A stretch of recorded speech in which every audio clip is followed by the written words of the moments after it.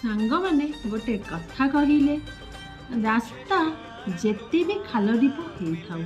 ଯଦି ଆପଣ ଗୋଟେ ଭଲ ଡ୍ରାଇଭର ଗାଡ଼ିରେ ବସିଥିବେ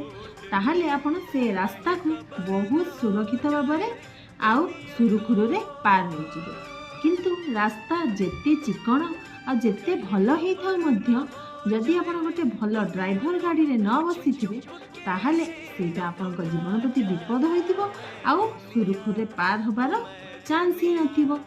ଠିକ୍ ସେମିତି ଜୀବନରେ ଯେତେ ବଡ଼ ସମସ୍ୟା ଥାଉ ପଛେ ଆପଣଙ୍କର ଜୀବନ ସାଥୀଟି ଯଦି ଭଲ ହୋଇଥିବ ତାହେଲେ ସେ ସମସ୍ୟାକୁ ଦୁଇ ଜଣ ମିଶିକି ବହୁତ ସୁରୁଖୁରୁରେ ହସି ହସିକି ପାର କରିପାରିବେ। ଅପରପକ୍ଷରେ ଯେତେବେଳେ ସ୍ୱାମୀଟି କିମ୍ବା ଜୀବନସାଥୀଟି ଆମର ଭଲ ନ ହୋଇଥିବ ସେତେବେଳେ ଛୋଟ ଛୋଟ ଜୀବନର ସମସ୍ୟା ଗୁଡ଼ିକ ମଧ୍ୟ